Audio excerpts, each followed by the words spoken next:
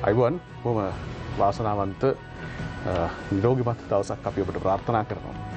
ජාතික මෙහෙවර තුල අපි විතරම කතා කරන්නේ මේ වෙලාවේ මේ වසංගත තත්වයට අපි මුහුණ දෙන්න ඕන කොහොමද සහ එතනින් එළියට එන්න අපි පරිසරය නිර්මාණය කරගන්න ඕන කොහොමද කියන කාරණාව පිළිබඳව කියන එක ඔබ ඉතාම හොඳින් දන්නවා.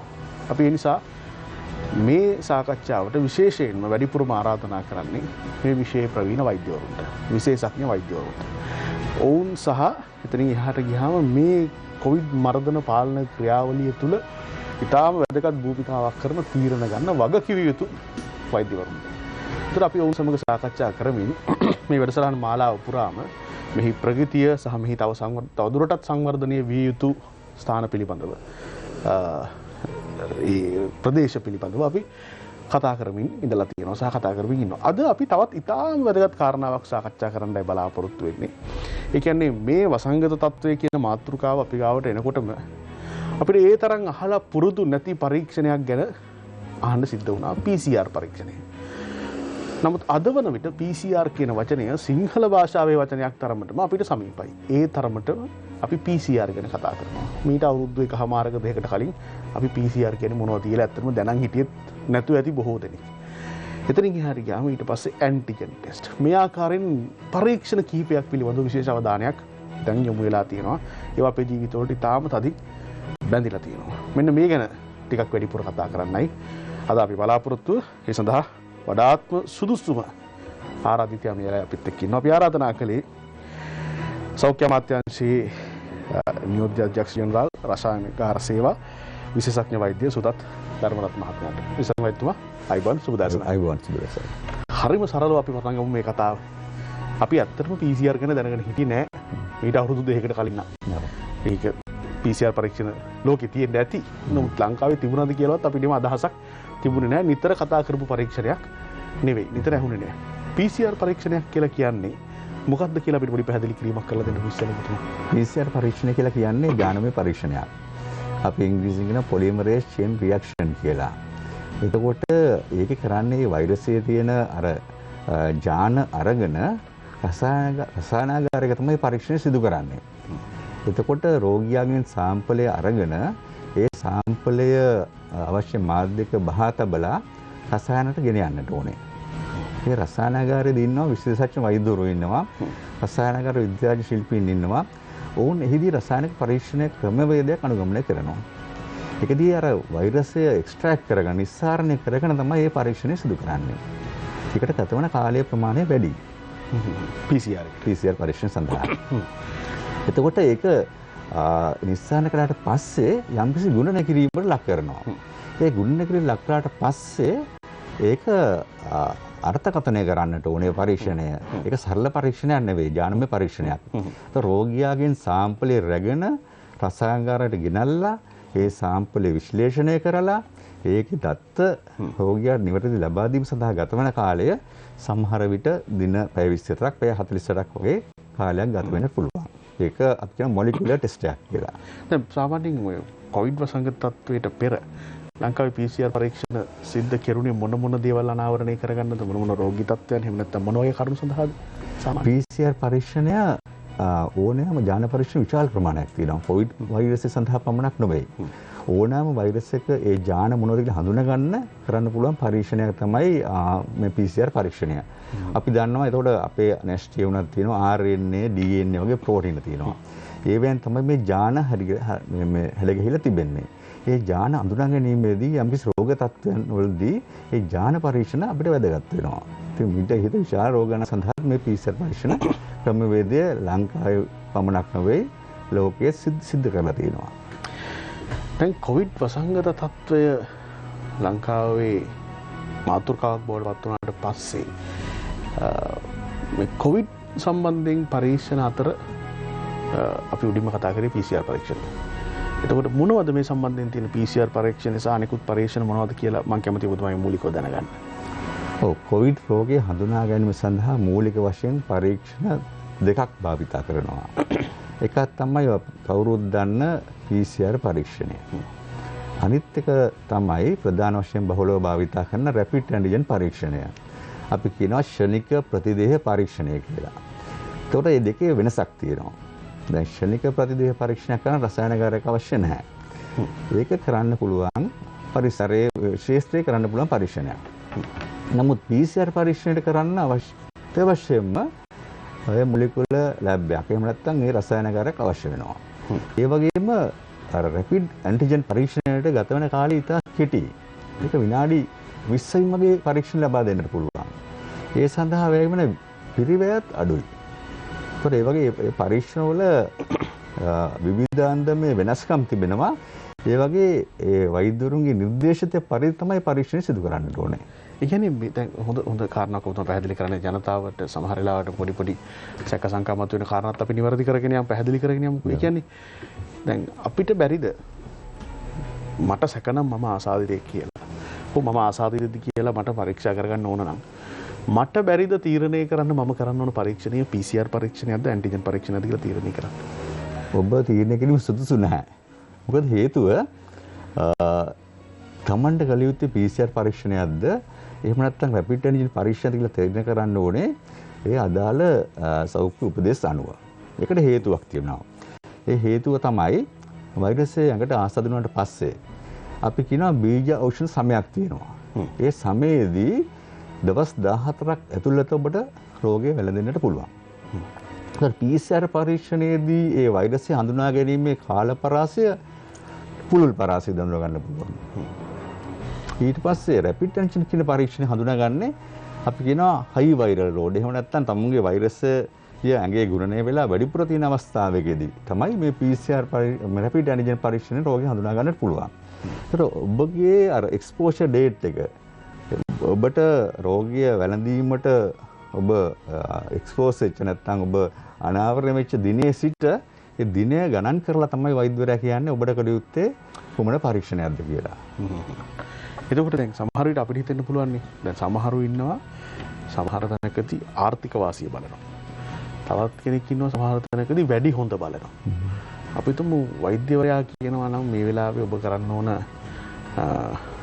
PCR පරීක්ෂණයක් කියලා. ආර්ථික වාසිය සලකලා කෙනෙක් කියන පුළුවන් නෑ රැපිඩ් ඇන්ටිජන් ටෙස්ට් එකක් කරමු අපි කියලා. ඒ කියන්නේ දැන් එහෙම ටෙස්ට් වැරදියට ටෙස්ට් කරපු අය අහුවෙලා තියෙනවා.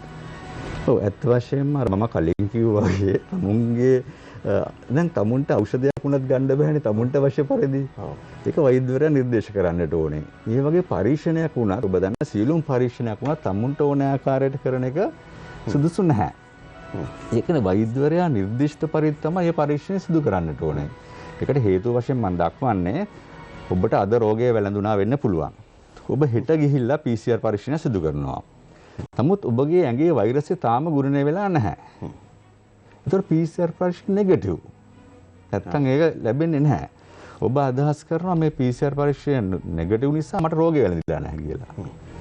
එහෙම නැත්නම් ඔබ ගිහිල්ලා ඇන්ටිජන් පරීක්ෂණය කරනවා.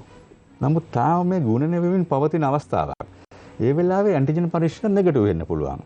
නමුත් වෛද්‍යවරු දන්නවා මෙන්න මේ කාලේ පරාසය තුල තමයි සාමාන්‍යයෙන් ආසාදනය වෙලා රෝග ලක්ෂණ මතුවෙලා දවස් 2ත් 7ත් අතර කාලය තුල තමයි ඇන්ටිජන් වලින් මේ රෝගය හඳුනා ගැනීමට හැකියාව තිබෙන්නේ. අපි පොඩි සරල උදාහරණයක් කිව්වොත් මේ වගේ දෙයක්. අපි බලමු අලුයට ගිනි තියෙන්නට පුළුවන්. එහෙම නැත්නම් බුරබුරා ඇවිල්ලා ගිනි දැල් තියෙන්නට පුළුවන්. අර බුරබුරා ඇවිල්ලා ගිනි දැල් තියෙන වගේ අවස්ථාවක වෛරල් ස්ප්‍රෙඩ් එකක් ඇඟේ තියෙනකොට තමයි රැපිඩ් ඇන්ටිජන් පරීක්ෂණය මේ රෝගය හඳුනා ගන්න පුළුවන් වෙන්නේ. ඉතින් ඒක තීරණය කරන්න ඔබට බෑ. ඔබට රෝග ලක්ෂණ තිබෙනවා නම් බොහෝ විට ඔබගේ වෛරසය ඇඟේ බොහෝ විට තියෙනවා. රෝග ලක්ෂණ තිබෙනවා නම් ඔබට ඇන්ටිජන් පරීක්ෂණයකින් හොක වෙලාවට හඳුනා ගන්නට පුළුවන්. මම ඒක අහන්නම කාරණා වුණේ අපි සමහර තැන්වල ගොඩ වෙදකම් කරන්න හරි ඉක්මනට සූදානම් වෙනවානේ. ඒ නිසා විශේෂයෙන්ම මේ සම්බන්ධයෙන් පරීක්ෂණීය තීරණය කළ යුත්තේ වෛද්‍යවරයාම් බව අපි නැවත නැවතත් ඔබට මතක් කරනවා. මේ අතරතුර ඒ වගේම තවත් දෙයක් කියන්න ඕනේ. දැන් අපේ ජනතාවට ගමේ ඉන්න ළඟම හිතවතා මහජන සෞඛ්‍ය පරීක්ෂකවරයා. ඒ වගේම ගමේ ඉන්න පෞල් සෞඛ්‍ය සේවිකාව. වුණුත් මේ රෝගය ගැන හිතාම මොනවද දන්නවා. ඒත් ඔබගේ ප්‍රදේශයේ සෞඛ්‍ය වෛද්‍යලාරීතුමෙක් ඉන්නවා. එතුමා මුණ ගැහෙන්නට පුළුවන්. ළඟම රෝහලට ගිහිල්ලා අවශ්‍ය උපදෙස් ලබා ගන්න පුළුවන්. ඒ අනුව තමුන්ට අවශ්‍ය පරීක්ෂණය සුදුසු පරිදි කර ගැනීම තමයි වඩා උචිත වන්නේ. දැන් පහුගිය කාලේ යම්කිසි චෝදනාවක් අපිට ඇහුණා. ඒ තමයි මේ රෝගී නිසි පරිදි හඳුනා ගන්න බැරි වුණේ පරීක්ෂණ ප්‍රමාණය අඩුවෙන් කරනු හින්දා කියන එක. කියන්නේ එහෙම කතාවක් ඔය දේශපාලන කර්ණ යෝජනාවක් බවට පත් වුණා සමහර තැන්වල. ඇත්තටම පරීක්ෂණ ඒ කියන්නේ එහෙම PCR පරීක්ෂණ එහෙම අල්ලගෙන ගිහලා බලෙන් කරන්න පුළුවන් ද පළවෙනි කාරණාව. දෙවෙනි එක PCR පරීක්ෂණ එහෙම කෙරුණ අඩුද? ඒ කියන්නේ ඒ කාලේ අපි හුවේ ටෙස්ට් කියලා. අපි ඒ තරම් ටෙස්ට් කරේ නැහැ කියලා තමයි සමහරු කිව්වේ. එතකොට මේකේ ඔබතුමා මේ විශේෂ ප්‍රවීණෙක් හැටියට ඇත්තට මොකද්ද මේකේ අදහස? ඔව් ඒ මම හිතන්නේ ඒක ඉස්සෙල්ලාම කියන එක අසත්‍ය ප්‍රකාශ. අපි පැහැදිලි කරලා දෙන්න කොහොමද මේක උනේ කියලා. අපි දන්නවා 2020 මාර්තු මාසයේ එනකොට රසායනාගාර 3ක් විතර වගේ තමයි තිබුණේ PCR රසායනාගාර. එතකොට අපි මේ වෛරසය ව්‍යාප්ත වෙනකොට රසායනාගාර ප්‍රමාණය වැඩි කළා. ඒ අනුව අද වෙනකොට අපිට තියෙනවා රජයේ රසායනාගාර තියෙනවා 31ක්. ඒ 31න් සෞඛ්‍ය අමාත්‍යාංශ යටතේ රසායනාගාර 22ක් තිබෙනවා. උසස් අධ්‍යාපන අමාත්‍යාංශ යටතේ කියන විශ්වවිද්‍යාල පද්ධතිය යටතේ තියෙනවා රසායනාගාර 7ක් තිබෙනවා. ඊළඟට ආරක්ෂක අමාත්‍යාංශ යටතේ යුද හමුදා රෝහල කොතලාවල ආරක්ෂක විද්‍යාපීඨය රසායනාගාර 2ක් තිබෙනවා. ඒ අනුව රජයේ සමස්ත රසායනාගාර ප්‍රමාණය 31 දක්වා වැඩි වෙලා තියෙනවා. ඒක පුද්ගලික අංශයේත් දැන් තියෙන රසායනාගාර 12ක් රජයේ අනුමත PCR රසායනාගාර. ඒතොර රසායනික ප්‍රමාණය 43 දක්වා අද වැඩි වෙලා තියෙනවා. ඒ වගේම මම කියන්න ඕනේ අර මුලින් මේක පටන් ගන්නකොට පළවෙනි රැල්ලේදී තිබිච්ච නුවර ඒ වගේම වෛද්‍ය පරීක්ෂණ ආයතනය කොළඹ කරාපිටි රෝහල රාගම රෝහලගේ සීමිත ප්‍රමාණයක් තිබුණේ. නමුත් සෞඛ්‍ය අමාත්‍යාංශයේ මේ අභියෝගයට ලෑස්ති වුණා. ඒ නිසා විශේෂයෙන් විවිධ ප්‍රදේශවල අපේ විශේෂ අනුක ජීව විශේෂඥ වෛද්‍යවරු ඉන්නවා. ඒ වගේම අපේ ශුද්ධ ජීවි විශේෂඥ වෛද්‍යවරු ඉන්නවා. වෛද්‍ය රසායනකාර කාර්මික ශිල්පීන් ඉන්නවා. ඉතාමත් ශක්තිමත් සෞඛ්‍ය පද්ධතියක් තිබෙනවා. ඒ අනුව යාපනයේ රෝහල, මඩකලපුව රෝහල, අනුරාධපුර රෝහල, රත්නපුර රෝහල, නුවරඑළිය රෝහල ආදී වශයෙන් අපි සෑම දේශයකම සෑම පළාතක්ම ආවරණ විදියට PCR රසායනාගාර ආරම්භ කළා. ආරම්භ කළා විතරක් නෙවෙයි ඒවට අවශ්‍ය ස්වයං නිස්සාරක යන්ත්‍ර, අවශ්‍ය PCR යන්ත්‍ර, අවශ්‍ය මානව සම්පත ඒ සියල්ල ලබා දුන්නා. ඒ නිසා ඔය බදුල්ල වගේ රෝහල්ල කලින් කලේ PCR ප්‍රමාණය දවසට 300ක් විතර පමණ. නමුත් අද වෙනකොට 1000 ඉක්මවල කරන්න හැකි ධාරිතාව තියෙනවා ඒ රෝහල් වල ප්‍රාදේශීය රෝහල් වලට. ඒ නිසා තමයි අපිට දිලිෂාන් පුළුවන් වුණේ මේ මාසෙම ලක්ෂ 7ක් ඉක්මවල PCR කරන්නට හැකියාව ලැබුණේ. ඒ ධාරිතාව තාම තිබෙනවා. අපේ සෞඛ්‍ය අමාත්‍යාංශයේ රසායනාගාර වල ධාරිතාවයි රජයේ සම්පූර්ණ ධාරිතාව ගත්තාම දවසට 20000ක් වුණත් PCR කරන්නට පුළුවන්. හොඳයි. අපි කතා කරමින් ඉන්නේ සෞඛ්‍ය අමාත්‍යාංශයේ නියෝජ්‍ය අධ්‍යක්ෂ ජනරාල් රසායනාගාර සේවා විශේෂඥ වෛද්‍ය සුදත් ධර්මරත්න මහත්මයාත් සමග. ඒ කියන්නේ රසායනාගාර සේවාවල තත්ත්වය කොහොමද සහ එයින් මේ රටේ මේ පවතින වසංගත තත්ත්වය පාලනය කරන්න ලබා දුන් දායකත්වය මොනතරම් සුවිශාලද කියන කාරණාව පිළිබඳව තමයි අපි මේ වෙලාවේ ඔබ දැනුවත් කරමින් ඉන්නේ. දැනගත යුතුයි අපි අපේ PCR එකක් අපි කරාට ඇන්ටිජන් ටෙස්ට් එකක් අපි කරාට මේකට මොකද වෙන්නේ කියන එක අපි මේ කතා කරන්නේ සහ මේක කොහොමද සිද්ධ වෙන්නේ කියන කාරණාව පිළිබඳව. ඒ අතරතුර අපි කැමති සෞඛ්‍ය ප්‍රවර්ධන කාර්යාංශය අපිට නිතරම වීඩියෝ පටයක් ලබා දෙනවා. වීඩියෝ පටයක් හෝ දෙකක් ඔබ දැනුවත් කරන්න කියලා. ඒ අතරතුර අපි කැමති එහෙම වීඩියෝ පටයකට යොමු වෙන්නේ මේ අදහසකට මේ හෘද රෝගියක් තියෙනවා නම් ඔබට ඔබ හෘද රෝගියකින් පෙළෙනවා නම් මේ කොවිඩ් වසංගත ආසාදිත තත්ත්වය තුළ ඔබ කොහොමද පරිස්සම් වෙන්න ඕන? ඒ ගැනයි මේ පණිවිඩය. ඔබ දන්නවා හෘදය ආශ්‍රිතව පවතින බොහෝ රෝගාබාධ කොවිඩ් රෝගය නිසා ඇතිවන සංකූලනතා වැඩි කිරීමේ හැකියාවක් පවතිනවා. මේ නිසා ඔබ හෘද රෝගියෙක් නම් ඔබ එන්නත්කරණය නිසි පරිදි ලබා ගැනීම අත්‍යවශ්‍යයි. ඔබ බයිපාස් සැත්කමකට භාජනය වූවෙක් නම් එහෙම නැත්නම් ඔබ ස්ටෙන්ට් ප්‍රතිකාරය ලැබුවෙක් නම් එහෙම නැත්නම් ඔබ පේස්මේකර් එකක් දමා තිබුණත් එහෙමත් නැත්නම් ඔබ හෘදය ආශ්‍රිතව කිසියම් හෝ සැත්කමකට භාජනය වී තිබුණත් එය කොවිඩ් එන්නත ලබා ගැනීම සඳහා බාධාවක් නෙවෙයි. විශේෂයෙන්ම ඔබ ඇස්ප්‍රීන්, ක්ලොපිඩගල්, ට්‍රිකග්‍රලෝල් වැනි ඖෂධ වර්ග භාවිතා කරන්නෙක් නම් ඔබ කොවිඩ් එන්නත ලබා ගැනීම සඳහා මෙම ඖෂධ වර්ග නතර කිරීම අවශ්‍ය වෙන්නේ නැහැ. ඔබ වෝෆරින් කියන ඖෂධය භාවිතා කරන අයෙක් නම් ඔබගේ එන්නත ලබා ගැනීමට පළමුව ඔබ INR පරීක්ෂණයක් කිරීම ඉතාම වැදගත්. මෙම INR පරීක්ෂණයේ අගය 3ට වඩා අඩුවෙන් පවතින ඕනෑම අවස්ථාවක ඔබට වෝෆරින් බෙහෙත නතර කිරීමකින් තොරව ඔබට ඔබගේ එන්නත ලබාගත හැකියි. ඒ නිසා ඔබ දන්නවා ඔබ හෘද රෝගියෙකු වුණත් මෙම කොවිඩ් රෝගය පාලනය කිරීම සඳහා ලබා දෙන මෙම එන්නත් දිත්තය ලබා ගැනීමට ඔබට කිසිදු බාධාවක් නැහැ. ඒ නිසා එය අනිවාර්යෙන් ලබා ගන්න. ඒ වගේම මෙම එන්නත් මාත්‍රා දෙකම ලබා ගත්තත් ඔබ මෙම රෝගයේ වැළැක්වීම සඳහා අපි විසින් විටින් විට කරන ලද දැනුවත් කිරීම වලට අනුව පවතින නිසි සෞඛ්‍ය පුරුදු නිසි ලෙස පිළිපැදීම ඉතාමත්ම අත්‍යවශ්‍ය බවත් සලකන්න. පිටවතත් ජාතික මෙහෙවර තුළ එමු අපේ පුරුදු සාකච්ඡාවට අපි අද කතා කරමින් ඉන්නේ PCR සහ ඇන්ටිජන් ටෙස්ට් පිළිබඳව වැඩිපුරම අපේ අවධානය යොමු වෙන්නේ රසායනාගාර සේවා කියනකොට. ඒකට එහි විශේෂභාරව කටයුතු කරන ඉතාම වකිය යුතු විශේෂඥ වෛද්‍යවරයෙක් නෙමෙයිලා අපිත් එක්ක මේ සාකච්ඡාවට එකතු වෙන්නේ. දැන් අපි පහුගිය කාලේ මේ රෝග තත්ත්වය පිළිබඳව රටේ සාමාන්‍ය ජනතාව දැනුම්වත් උනේ මාධ්‍ය මේක දැනුම්වත් කරේ අද දවසට ආසාදිතයින් මෙච්චරයි. ඕකෙන් අපි මේක සාමාන්‍යයෙන් තීරණය කළේ ඒ ආසාදිතයින් සංඛ්‍යාව 1000 2000 වෙනකොට 2000 3000 වෙනකොට ඕ පරීක්ෂණත් වේගෙන් සිද්ධ වෙනවා කියලා තේරුණා. ඊට පස්සේ දැන් යම් ප්‍රමාණයකට අඩු වෙමින් යන බවට වාර්තා තියෙනවා. දැන් සමස්තයක් ගත්තා ඔබතුමා ගාව මොන හරි ඉලක්කම් ටිකක් තියෙනවද? කියන්නේ මේ වෙලාවේ මේ වෙනකොට කොයිතරම් දුරට PCR පරීක්ෂණ අපි කරලා තියෙනවද? ඇන්ටිජන් පරීක්ෂණ කරලා තියෙනවද? මට කියන්නේ ඔබතුමා ගාව දත්ත තියෙනවා නම් පවණක්. ඒ කියන්නේ ඒ කොයිතරම් කරලා තියෙනවද? දිල්ෂාන් අද වෙනකොට PCR පරීක්ෂණ කරලා තියෙනවා 52 පොළ කරලා තියෙනවා. මේ රසායනික පද්ධතියෙන්ම. රැපිඩ් ඇන්ටිජන් පරීක්ෂණ 15කට වඩා කරලා තියෙනවා. ඒක අපි කියන්නට ඕනේ තව වැදගත්ම දෙයක් තමයි හුඟක් වෙලාවට මේ රැපිඩ් PCR කරන ප්‍රමාණය ජනතාව දන්නේ නැහැ කොච්චර කරනවද කියලා. ඒක මාධ්‍ය වලින් හුඟක් වෙලාවට කියන්නේ මේ PCR ප්‍රමාණය අඩු කළා කියන කතන්දරේ. PCR ප්‍රමාණය කිසිසේත්ම අඩු කරලා නැහැ. ඒක වෙනුවට ආදේශ වෙලා තියෙනවා රෝගීන් හඳුනා ගැනීම සඳහා රැපිඩ් ඇන්ටිජන් පරීක්ෂණය. ඒක තමයි සත්‍ය කතාව. ඇයි අපි රැපිඩ් ඇන්ටිජන් වැඩිපුර කරන්නේ?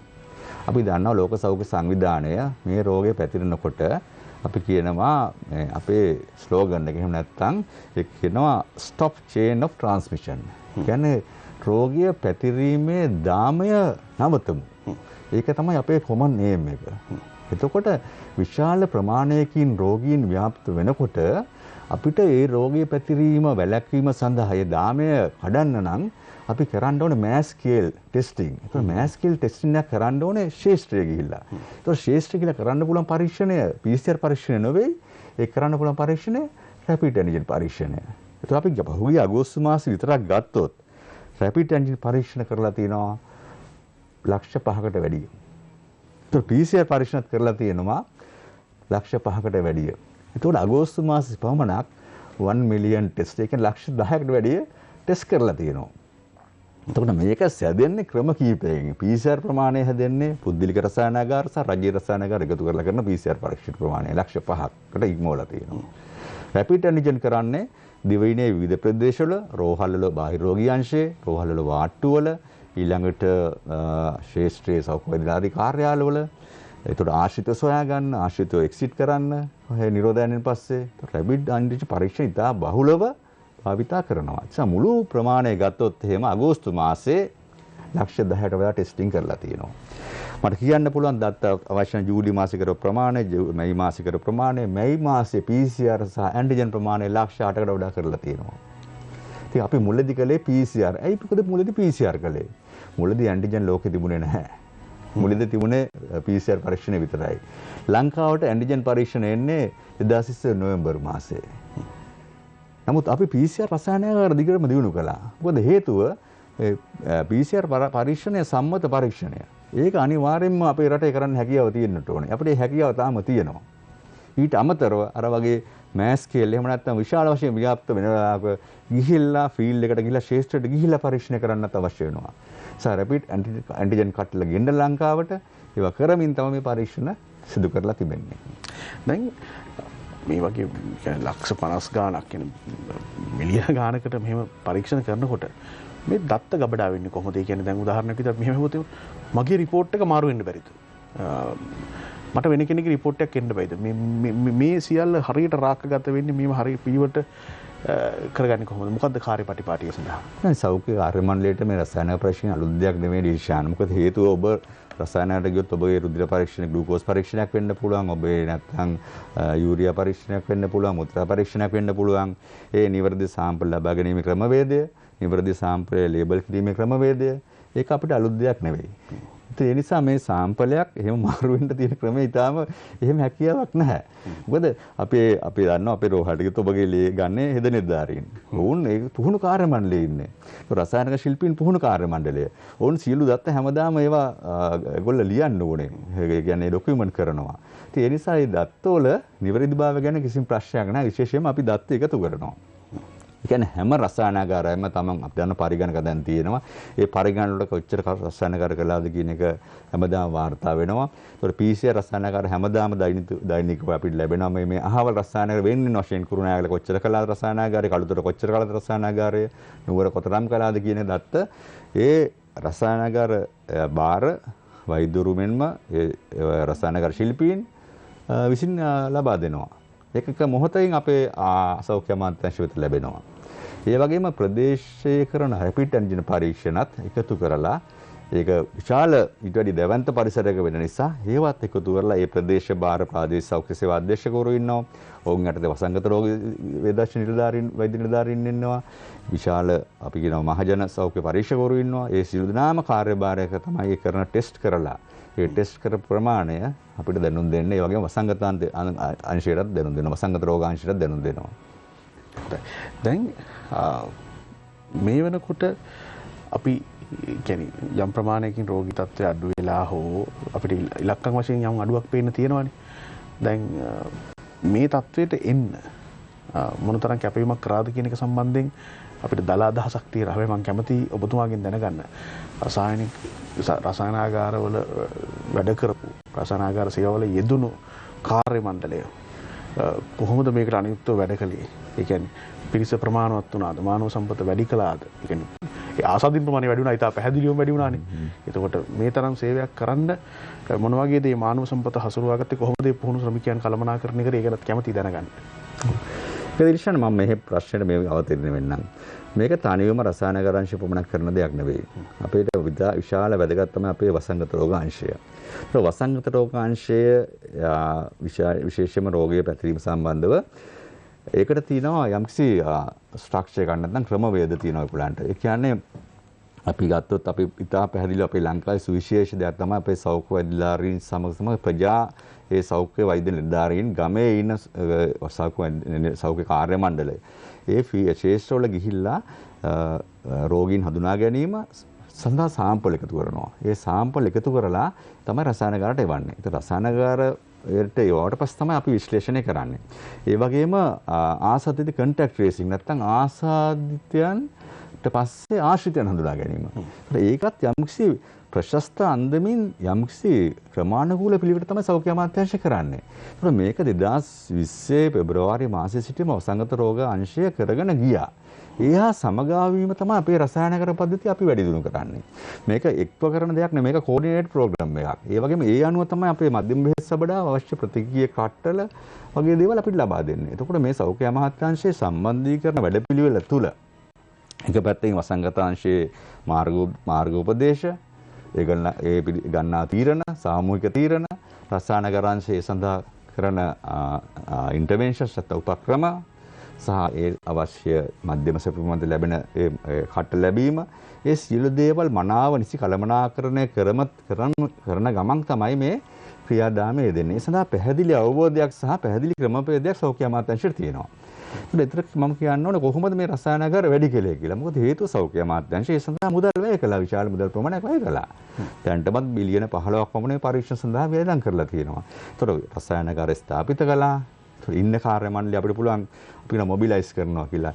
ඒකවල සමහර වෙලාවට අපි අනුයුක්ත කළා. සමහර දිවා රාත්‍රී වැඩ කරන්න ලැබුණා සැලැස්සුවා අපි. ඒ වගේ ඒ රෝගීන් ආසාදනය වැඩි වෙනකොට ටෙස්ට් උත් වැඩිපුර සිද්ධ කළා. මොකද රෝගී ආසාදනයට ආශ්‍රිතව වැඩි වෙනවා. ආශ්‍රිතව වෙනකොට ටෙස්ටිං වැඩි කරන්න සිද්ධ වෙනවා. ඒ අනුව අපිට හැඩ ගැහෙන්න පුළුවන් මේ වෛරසය වගේම ඊට වඩා වේගෙන් මේ සෞඛ්‍ය අමාත්‍යාංශයේ අපේ නිලධාරීන්ට හැඩ ගැහෙන්න පුළුවන්. ඔබ දන්නවා අත්දැකීමෙන් රෝහලට ගියාම කොච්චර කාර්යශූර කොච්චර අපේ දක්ෂ කාර්යමණ්ඩලයක් ඉන්නේ කියලා. ඒ සියලු කැටගරිස් හැමෝම වැඩ කරන්නේ සාමූහික හැඟීමෙන්. ඒ ඇඩ්ජස්ටබිලිටි ඒ හැකියාව ඒ නම්‍යශීලීභාවය සෞඛ්‍ය අමාත්‍යාංශයේ සෞඛ්‍ය කාර්යමණ්ඩලයට තිබෙනවා. දැනටත් අර පහුගිය මාසයට හෝ ඊට කලින් තිබුණු තරම්ම ඒ ප්‍රමාණයටම රසායනාගාර පරීක්ෂණ සිද්ධ වෙමින් තියෙනවද? ඒක දිල්ෂාන් මෙහෙමයි. අපි මේ කොවිඩ් වසංගතය රැලි වශයෙන්නේ පළවෙනි රැල්ල ආවා. ඔයගොල්ලෝ හොඳටම දන්නවා පළවෙනි රැල්ල ආපුවාම විශාල රෝගීන් ප්‍රමාණයක් වාර්තා වුණේ නැහැ. ඒ කාලේ පරීක්ෂණාගාර කිහිපයකින් අපිට ඒක කරන්න පුළුවන්. ඉතින් ඒක අර අපේ විශේෂම සෞඛ්‍ය අමාත්‍යාංශයේ මමගේ කෝඩිනේටඩ් අපි ගන්න අපේ එකත් මම කියන්නේ සුවවිරුවන් සමගම රණවිරුවන්. ඒ හැමෝම එකතු වෙලා තමයි මේ ක්‍රියාදාම එකලේ විශේෂයෙන්ම අතිගරු ජනාධිපතිතුමාගේ මෙහෙයුම යටතේ ඒ සියලුම දේවල් මේ තිබුණා කොවිඩ් ටාස්ක් ෆෝස් එකක් කියලා. ඒ හැමෝම එකතු වෙලා තමයි අපේ මේක මර්ධනය කරන්නේ කොහොමද කියලා ඉවරලා සම්බන්ධීකරණ කරමින් මේ වැඩ පිළිවෙල ගියේ. එතකොට අපි රැල්ල මර්ධනය කළා පැහැදිලිවම. නැවත අවස්ථාව දෙවෙනි රැල්ල මතුවෙන්නේ ඔක්තෝබර් මාසෙදී. මිනුවන්ගොඩ අපි දන්නවා එපි ක්ලස්ටර් එපිසෙන්ටර් එකක් මතුවුණා. අර ගාමන්ට් ෆැක්ටරි අපරල් ඉන්ඩස්ට්‍රියේ ඒ සේවිකාවගෙන් ඒක ටිකක් දුරට ඒ ක්ලස්ටර් එක පුකුර ව්‍යාප්ත වුණා. ඒ ව්‍යාප්ත වුණා කියලා අපිට වැඩපිළිවෙලක් තිබුණා. ඒ ව්‍යාප්ත වීමේදී අපි වහාම තවත් රසායනකට වැඩි කරලා ඒ අවශ්‍ය යන්ත්‍ර සූත්‍ර ලබා දුන්නා. අනිත් තමයි අපි ඔටෝමේෂන් කියනවා. අපිට කරගන්න අමාරුම අපි තියෙනවා මැෂින් ස්පෙસિෆික් කිට්ස් කට්ටලා තියෙනවා. කියන්නේ මේක අතිම්ම වෛරස් නිස්සාරණය කරන්න අවශ්‍ය නැහැ. ඒ යන්ත්‍ර සූත්‍ර භාවිතා කරලා හිතා කෙටි කාලයක් තුල ඒ වෛරස් එක්ස්ට්‍රැක්ට් කරන්න නවීන තාක්ෂණය අපි යොදාගත්තා. ඒ අනුව තමයි අපිට වැඩිපුර ප්‍රමාණයක් අපි නවීන තාක්ෂණ යොදාගත්තා. ඒ අවශ්‍ය නිපුණ කාර්ය මණ්ඩලය අපි ඉන්නවා. ඒගොල්ලෝ දිරි ගන්නවා. අපි ඒ අධීක්ෂණය කළා රසායන විවිධ ක්‍රමවේද භාවිතා කරලා අපිට හැකියාව ලැබුණා. ඒක අපි සතුටු වෙනවා ඇත්තටම. එහෙම නැත්නම් මේ වගේ විශාල විදියට රසායන පරීක්ෂණ කරන්න අවශ්‍ය නැහැ. මම සියලු දත්ත මාගාව තියෙනවා. කිසිසේත්ම රසායන පරීක්ෂණ කොවිඩ් රෝගීන් හඳුනා ගැනීම සඳහා අඩුවීමක් වෙලා නැහැ, වැඩිවීමක් තමයි වෙලා තියෙන්නේ. කියන්නේ පහුගිය අප්‍රේල් මාසයෙන් පස්සේනේ අපිට මේකේ බරපතලම තත්ත්වය වාර්තා වෙන්නේ. මං හරි දැන් මේ වෙනකොට අපි මොන වගේ තැනකද ඉන්නේ? ඔව්. දැන් ඇත්තටම මම පැහැදිලිව කියන්න ඕනේ අප්‍රේල් මාසයේ ඒ පොකුරෙන් පස්සේ ඇත්තටම අපි අප්‍රේල් මාසෙනකොට දෙවෙනි පොකුර අඩු වෙලා තිබුණේ. 3,40,000ක් පමණ තමයි PCR පරීක්ෂණ කළේ ඒ දවස්වල. රැපිඩ් ඇන්ටිජන් දිසා සුළු ප්‍රමාණයක් කරන්න ඕනේ. නමුත් මේ මාසේ තමයි ඒකේ අපිට ඒකේ රිපකෂන් සේව නැත්නම් අපිට ඒක ප්‍රතිවිපාක ලැබෙන්නේ. මේ මාසේ විශේෂයෙන්ම අපිට ලක්ෂ 7ක් PCR කරන්න පුළුවන් වුණා. රැපිඩ් ඇන්ටිජන් කරන්න පුළුවන් ලක්ෂ 1 ලක්ෂ ගාණක් වැඩි ඔක්කොම ලක්ෂ 8ක් කරන්න පුළුවන් වුණා. ඒ ටෙස්ටිං රසායනකාර පරීක්ෂණ කළේ නැත්නම් රෝගීන් හඳුනා ගන්න බෑ. පරීක්ෂණ ප්‍රධානයි. පරීක්ෂණ වැදගත්. ඒ පරීක්ෂණ රැපිඩ් ඇන්ටිජන් පරීක්ෂණද ඒ පරීක්ෂණය PCR පරීක්ෂණද කියන එක තීරණය කරන්නේ අපේ සෞඛ්‍ය අමාත්‍යාංශයේ මාර්ගෝපදේශ අනුව. ඒ විවිධ මත ප්‍රකාශ කළාට මේ දෙකෙන්ම රෝගී හඳුනා ගන්නවා. විශේෂයෙන්ම ලෝර ලක්ෂණ තියෙන වාහකයෙක් විශේෂයෙන් පතුර වුණා අපි කරන්නේ රැපිඩ් ඇන්ටිජන් පරීක්ෂණය. ඒ මොකද ලෝක සෞඛ්‍ය සංවිධානය වගේම අපේ තාක්ෂණික කමිටු නිර්දේශ පරීක්ෂණ තමයි අපි සිදු කරන්නේ. ඒ අනුව මේ මාසේ ලක්ෂ 8යි ඊළඟ ජූනි මාසේ ලක්ෂ 7ක් කරලා තියෙනවා. ඒ රැල්ලත් ආයි අඩු වුණා ජූලි මාසේ වුණා 5,92,000ක විතර තමයි කළේ රැපිඩ් ඇන්ටිජන් සහ PCR දෙකම එකතු කරපුවාම. නමුත් ඔබ දන්නවා ඩෙල්ටා ප්‍රභේදය ආවා. ඒ නිසා අගෝස්තු මාසේ අපිට ඊට වඩා මහන්සිලා කරන්න සිද්ධ වුණා. අගෝස්තු මාසයෙන් පස්සේ අපි ආයි දකිනවා ඇත්ත වශයෙන්ම රෝගීන්ගේ අඩුවීමක්. ඒකට හේතු කීපයක් තියෙනවා. ඒකත් කියන්න ඕනේ එකක් තමයි මේ වැක්සිනේෂන් ප්‍රෝග්‍රෑම් එක. ඒකත් සෞඛ්‍ය අමාත්‍යාංශය අපි කිව්වා වගේ අර රණවිරුවන් ඒ වගේම සුවිරුවන් අකුති වෙලා කරන විරෝධාර කාර්යයක් වැක්සිනේෂන් එක කරගෙන යනකොට රෝගීන් අඩු වෙන්න ඕනේ පැහැදිලිවම. කියන්නේ ඒ ට්‍රාන්ස්මිෂන් යම් තරමකට අඩු වෙන්න ඕනේ. ඒක හේතුවක් ඒක. දෙවෙනි හේතුව තමයි අපේ මහජනතාවත් සෞඛ්‍ය පුරුදු වලට අනුගත වෙමින් සිටිනවා. ඒක දෙවෙනි කාරණාව. අනිත් අඩුවීමට හේතුව තමයි මම හිතන්නේ කොහොමත් ලෝකයේත් මේ ට්‍රාන්ස්මිෂන් එක අඩුවීමෙන් තිබෙනවා. කියන්නේ කවදාවත් එකම විදිහට වැඩි වුණෙත් නෑ. හැම ලෝකයේත් යම් යම් විචලන වීම තමයි මේ රෝගීන් වාර්තාවෙන් සිද්ධ වුණේ. ඉතින් ටෙස්ටිං කරලා තිබිද්දි තමයි අපි දකින්නේ රෝගීන් සංඛ්‍යාවේ අඩුවීමක්. ඒ රෝගීන් සංඛ්‍යාව අඩුවීමට හේතුව එකක් තමයි රෝග ලක්ෂණ තියෙන රෝගීන් දැන් ගියාට පස්සේ විශේෂයෙන්ම දැන් තියෙන ඉතාම පහසුවෙන් පුළුවන් රෝගී හඳුනාගත්තට පස්සේ අපි ඒගොල්ලන් හෝම් බේස් කියලා. දැන් ගෙවල් වලත් අපි නවත්තලා ඒගොල්ලන්ට ඉන්න දෙනවා. ඒගොල්ලත් දන්නවා රෝගිය සෞඛ්‍ය පුරුදු අනුව ආරක්ෂා කරලා රෝගිය මගහැරලා. හොඳයි. ඔබතුමා ওই කාරණා මතක් කරපු හින්දාම දැන් ওই 13යි අනුව දුරකථන අංකය ගැනත් අපි ටිකක් මතක් කරන එක වටිනවනේ මේ වෙලාවේ. මේ ඒ ගැන මතක් කිරීමක්. 13.90 කියන්නේ අපි නිවෙස්ගත කොවිඩ් රෝගීන් සඳහා හඳුන්වා දුන්න ප්‍රතිකාර ක්‍රමයේ යටතේ ලියාපදිංචි වූ රෝගීන්ට ඒ වෛද්‍ය කණ්ඩායම හා සම්බන්ධ වෙන්න ලැබුණු දුරකථන අංකය. ඔබ මුලින්ම කළ යුත්තේ ඔබගේ ප්‍රදේශයේ සිටින සෞඛ්‍ය වෛද්‍ය නිලධාරී කණ්ඩායම සමග සම්බන්ධ වීමෙන් මේ පද්ධතියට ලියාපදිංචි වීම. PCR පරීක්ෂණයකින් හෝ රැපිඩ් ඇන්ටිජන් පරීක්ෂණයකින් ඔබ රෝගී ආසාදිතයෙක් බව තහවුරු කරගත යුතුයි. ඔබ සතුව සක්‍රීය ජංගම දුරකථනයක් තිබිය යුතුයි ඔබ සමග වෛද්‍යවරුන්ට සම්බන්ධ වීමට. 13.90 සමග සම්බන්ධ වුණ රෝගියෙක් හැටියට ඔබට වෛද්‍යවරයෙක් අනුයුක්ත කරනු ලබනවා. ඒ වෛද්‍යවරයා ඔබගේ දුරකථන අංකය හා රැඳී සිටමින් දින 14ක් තිස්සේම ඔබත් සමග ඔබේ රෝගී තත්ත්වය පරීක්ෂා කරමින් අවශ්‍ය වෛද්‍ය උපදෙස් සහ ප්‍රතිකාර ලබා දීම තමයි මෙහිදී කෙරෙන්නේ. අවශ්‍ය නම් විශේෂඥ වෛද්‍යවරුන්ගේ උපදෙසුත් ඔබට මේ අවස්ථාවේදී පිටින් විට ඔබගේ රෝගී තත්ත්වය අනුව ලබා දෙනු ලබනවා. ඔබ අනිවාර්යෙන්ම පැය 24 පුරා ක්‍රියාත්මක වෙන මේ දුරකථන අංකය 13.90 ඔස්සේ ඔබගේ වෛද්‍යවරයාට කතා කරන්න.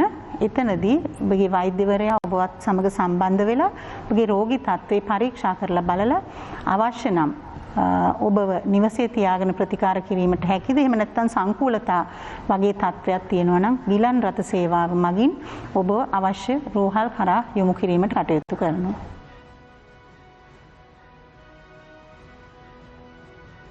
විශේෂයෙන්ම මේ රෝගී ආසාදිතේ සුළු රෝග ලක්ෂණ සහිත රෝගී ආසාදිතේකට ඇත්තටම අපි බලා ගනිද්දී අපි ඔහු මුල් කාලයේම අපේ මේ පද්ධතියට ඇතුළත් වුණාම සංකූලතා ඇති නොවෙන්න ඔහුට අවශ්‍ය වෛද්‍ය උපදෙස් සහ ප්‍රතිකාර ක්‍රම අපි ඔහුට ලබා දෙනවා. ඒ මගින් ඇත්තටම බොහෝ දුරට මෙම රෝගයේ දෙවෙනි සතිය තුළ ඇති වෙන්න පුළුවන් සංකූලතා අවම කර ගැනීම අපේ ප්‍රධාන එක පරමාර්ථයක් මෙම නිවෙස්ගත ප්‍රතිකාර ක්‍රමයේ.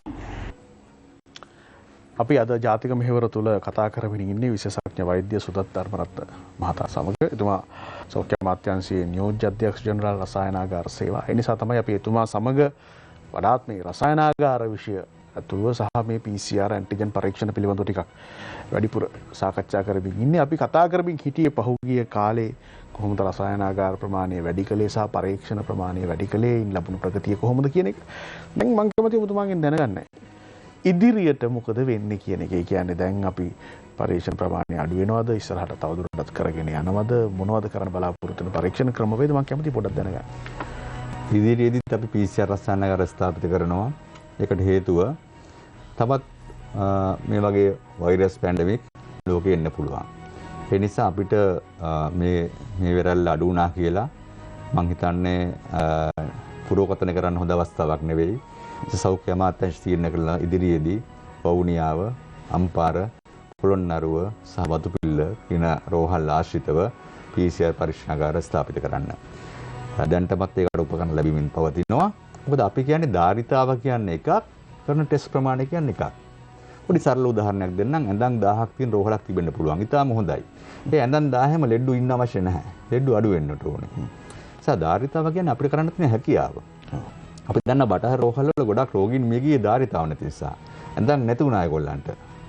නමුත් අපේ රටේ එහෙම සිද්ධක් සිද්ධ වුණේ නැහැ. ඒ වගේම රසායනාගාර කිසිදු දවසක ධාරිතාව අඩු වුණේ නැහැ. ධාරිතාව වැඩි කරමින්ම තමයි මේ ගමන අපි ගියේ. තවදුරටත් PCR පරීක්ෂණ ධාරිතාව වැඩි කරනවා. නමුත් සුදුසු PCR පරීක්ෂණයද එහෙම නැත්නම් රැපිඩ් ඇන්ටිජන් පරීක්ෂණයද කියන එක අපි තීරණය කරලා වඩා සුදුසු පරීක්ෂණය යොදවමින් අවස්ථානුකූලව සහ වසංගත රෝගය අංශයේ ගන්නා වූ තීරණයට එකඟව ලැබෙන PCR පරීක්ෂණ ඇන්ටිජන් පරීක්ෂණ කිරීමට රසායනාගාර ශක්තිමත්. මේදී කියන්න ඕනේ ඉල්ලීම සහ සැපයීම අතර ප්‍රශ්නයක් මෙතන තියෙන්නේ. ඉල්ලීමක් තියෙනවා නම් අපි ඒ සැපයීම කරන්නට ඕනේ. ඒ සැපයීම අපි ඉදත් කළා, අදත් කරනවා, තවදුරටත් කරනවා රසායනික අංශය. ඒක ඇන්ටිජන් පරීක්ෂණය වෙන්න පුළුවන්, PCR පරීක්ෂණය වෙන්න පුළුවන්. ඊට අමතරව ජානමය පරීක්ෂණ. ඒකත් විශේෂයෙන්ම මම මතක් කරනවා ජනතාවට සෞඛ්‍ය අමාත්‍යාංශය අපි දැනට ඉදිරියට රසායනගාර ඒකේ ජාන පරීක්ෂණ ක්‍රම කීපයක් තියෙනවා. ඒවත් තියෙනවා ඔක්ස්ෆෝඩ් නැනෝපෝ ටෙස්ටිං කියන ක්‍රමවේදය එකක් තියෙනවා. සැංග සීක්වෙන්සිං කියන මෙතඩ් එකක් තියෙනවා. ඒ වගේම NGS කියලා මෙතඩ් එකක් තියෙනවා. ඒතකොට දැනටම ශ්‍රී ජයවර්ධනපුර විශ්වවිද්‍යාලයේ NGS කියන ජානමය පරීක්ෂණ කරනවා. ඒකම කොළඹ විශ්වවිද්‍යාලයත් එක්ක වෛද්‍ය පරීක්ෂණ ආයතනය කරන ඔක්ස්ෆෝඩ් නැනෝපෝ ටෙස්ටිං එක කරනවා. ඒ සඳහා ඩෙල්ටා ප්‍රභේද වගේ අඳුර ගන්නට පුළුවන්. අපි තවත් ඉදිරියට ස්ථාපිත කරනවා අපේ ලෝක සෞඛ්‍ය සංවිධානයේ විශේෂයෙන්ම අපේ ලංකාවේ තියෙන අපි කියන WHO country office කියලා. ඒගොල්ලන් විශේෂයෙන්ම මුදල් වෙන් කරලා අපේ ජාන පරීක්ෂණකාර 3ක් ස්ථාපිත කරන්න. ඒක ඔක්ස්ෆෝඩ් නැනෝපෝ කියන ටෙස්ටිං කියන ක්‍රමවේදය භාවිතා කරලා දැනටමත් ඒකට උපකරණ ලැබිලා තියෙනවා. ඒතකොට අපි කියන්නේ ජානමය පරීක්ෂණ අපි කරනවා. ඒ වගේම PCR පරීක්ෂණ සිදු කරනවා. රැපිඩ් ඇන්ටිජන් පරීක්ෂණ සිදු කරනවා. අවස්ථානුකූලව සහ ඒ කියන්නේ කිසිම ජනතාවට බිය වෙන්න දෙයක් නැහැ. විවිධ අය ඒක නිවැරදිව අර්ථකථනය නොකලත් ජනතාව සත්‍ය තේරුම් අරගෙන ළඟම තියෙන රෝග වලට ගිහිල්ලා අවශ්‍ය වෛද්‍ය උපදේශය ලබාගෙන තමුන්ගේ පරීක්ෂණය සඳහා යොමු විය යුතුයි. අපි හිතමු කවුරු හරි කෙනෙකුට මේ වෙලාවේ හිතනවා මම ආශ්‍රිතෙක්, මම ආසාදිතෙක් ওই ප්‍රශ්නේ. දැන් සමහරට වැක්සින් කරලත් වෙන්න පුළුවන් සෑහෙන දුරකට. එහෙම නැත්නම් තාමත් ඒ කියන්නේ රෝගිය තියෙන්න පුළුවන් නේ. රෝගිය තියෙනවානේ. එහෙම හිතුනොත් එයා දැන් මොකද කරන්න ඕන? ඔව් ඒක දේශනා වගේ ප්‍රශ්න දෙකක් නේ කොටස් එකක් තමයි මම ආසාදිතෙක්.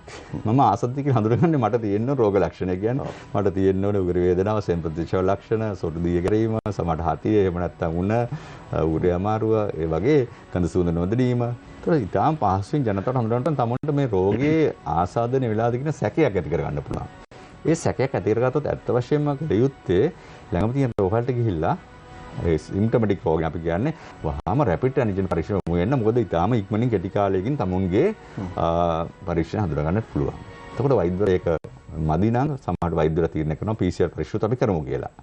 ආසදිතින්ට කියන්නේ තමුන්ට එහෙම හැඟීමක් තියෙනවා නම් ගෙදරටලා හැංගිලා ඉන්න අවශ්‍ය නැහැ. වෛද්‍ය උපදෙස් ලබා ගන්න. ඒකෙන් ගොඩාක් අපිට පුළුවන් ආශ්‍රිතව අඩු කරන්නට. මොකද එයා එහෙම නොදැනුවත්ව හිටියොත් ඒ සමාජයේ සහ නිවසේදී අනිත් අය ආසදිත බවටපත් වෙනවා. ඔබගේ දෙවෙනි ප්‍රශ්නේ ආසාදිතයෙක් වෙන්නේ කොහොමද? ආශ්‍රිතයෙක් වෙන්නේ කොහොමද කියලා. ආශ්‍රිතයෙක් වෙනත් හරි පැහැදිලිව අපි ජනතාවට කියන්න ඕනේ ආශ්‍රිතයෙක් නොවී සිටීම තමයි ඉතාම වැදගත්ම දේ. මේ ට්‍රම්ප් කාඩ් එක නම් තුරුම්පුව. යම්කිසි දෙදෙනෙක් අතර මම කියන්නේ ඔබත් මමත් වෙන්න පුළුවන් මීටරයට වඩා අඩු දුරින්. විනාඩි 15කට වඩා වැඩි කාලයක්. මේ වගේ මුව වැසුම් නොමැතුව හිටියොත් ඔබ අනිවාර්යයෙන්ම ආශ්‍රිතයෙක් වෙනවා. සාරි සුළු කාර්යභාරයක් කරන්න තියෙන්නේ. මේ වෛරසයට බය වෙන්න දෙයක් නැහැ. වෛරසය කියන්නේ ඊටාත්ම ලෙහෙසියෙන් විනාශ කර හැකි දෙයක්. මේක අපි දන්න ලිපිඩ් ස්තරයක්, මේද ස්තරයක් තියෙනවා. මේක සබන් දාලා අත් දෙක ගෙදුවොත් මේ වෛරසය අර මේද ටික දිය වෙලා ගිහලා වෛරසය විනාශ වෙනවා. අර ඇල්කොහොල් රබ් එක දාලා ඉවරලා මේක අත මේ කරාට පස්සේ වෛරසයට ජීවත් වෙන්න බෑ. නිසාට මේ වෛරසය අනිවාර්යයෙන්ම ජයගත හැකියි. ඒ වගේම අපි කළ යුත්තේ මුවසුම් පැළඳීම, එකිනෙකා අතර දුරස්ත භාවය පවත්වා ගැනීම සහ මේ සංවෘත පරිසරවල වැඩි කාලයක් අනවශ්‍ය විදිහට කතා බහේ නිකරුණේ ගැවසීමෙන් තොරව තමුන්ගේ කාර්යයක් කරගෙන ඒ වෙන වෙලා සිටීම. අර කාරණාව පොඩ්ඩක් පැහැදිලි කරලා දෙන්න විශේෂඥතුනේ ඔතවයි කියපු ආකාරය තාම වටිනවා. ඒ කියන්නේ මේ වෛරසයේ මොකද්ද මේද ස්තරයක් තියෙනවා. මේ මේද ස්තරය ඊටාම ඉක්මනින් දිය වෙලා යනවා. එහෙමද කියන්නේ? මේද ඔබ දන්නා ඔබ දැන් ගෙදර වෙනකොට ඔබගේ තෙල් තාච්චියක් හරි මොකක් හරි තිබුණා බෝල උණු වතුර ටිකක් දාපුවම තෙල් ටික දිය වෙලා යනවනේ. මේ සබන් දාපුවම මේ තෙල් ස්තර දිය වෙලා යනවනේ. ඒ නිසා තමුන්ගේ අත් දෙක සබන් දාලා හොදපුවාම සෑහෙන ප්‍රමාණයක් ඒ වෛරසය තිබෙනවා. වෛරසයේ තියෙන මේද ටික දිය වෙලා ගිහිල්ලා වෛරසය සේදිලා යන වතුරට. ඒතර වෛරසය බෝ වෙන්නේ නැහැ. ඒතර මේ අත් දෙකෙන් තමුන්ගේ මුහුණ කටනාසය අල්ලන්න හොඳ නැහැ. පළවෙනි දේ.